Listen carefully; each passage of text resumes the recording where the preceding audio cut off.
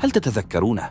ذاك الوجه الجزائري الأنيق الذي اقتحم شاشات العرب في التسعينيات بصوته الهادئ وكلماته التي كانت تعانق آذان المشاهدين. إنه بلال العربي، الإعلامي الذي غادر الجزائر صغيراً فكبر اسمه في قاعات الإعلام العربي. لكن أين هو اليوم؟ وكيف تغير شكله؟ وهل ما زال ذاك الشاب المتألق كما عهدناه؟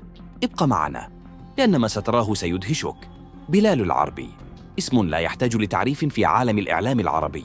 ولد يوم سنة 74 في قلب العاصمة الجزائر، وهناك بدأت أول خطواته نحو الشاشة. في سن مبكرة جدا اقتحم عالم التلفزيون من خلال برنامج تحية لمن تحب على التلفزيون الجزائري، ليكون أول تذكرة عبور نحو الشهرة. لكن طموح بلال لم يعرف حدود الوطن. عام 93 شد الرحال إلى لندن، حيث احتضنته مجموعة MBC العملاقة ليكون من أوائل المذيعين العرب فيها.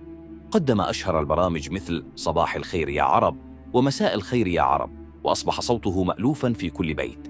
لاحقاً التحق بلال بمجموعة قنوات روتانا، وواصل تألقه عبر برنامج خاص مع بلال العربي ليغوص في أعماق حياة المشاهير ويكشف لنا الوجه الآخر للنجوم. ثم انتقل إلى قناة الBC اللبنانية، حيث قدم برامج ناجحة كحلوة بيروت، بيروت وبلايف، وشارك في تغطية مهرجانات الموضة والفن ليصبح أحد أبرز وجوه الإعلام الراقي. ما يميزه ثقافته، لياقته، قدرته على إدارة الحوار، وإتقانه ل3 لغات: العربية، الفرنسية والإنجليزية.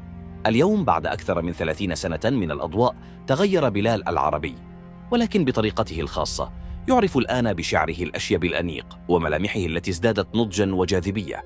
يطل علينا من حين لآخر عبر حساباته الرسمية، خاصة على إنستغرام، بابتسامته الهادئة، بإطلالات تجمع بين البساطة والرقي، ليثبت أن الجاذبية لا تقف عند عمر أو زمن.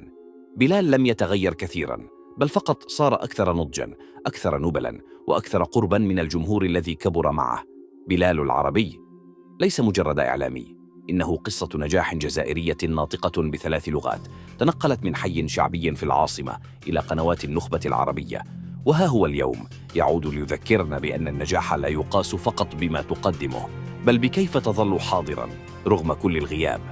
هل كنت تتذكر بلال العربي؟ وهل تفاجأت بشكله اليوم؟ شاركنا رأيك في التعليقات، واضغط لايك واشترك في القناة، فالقادم أروع.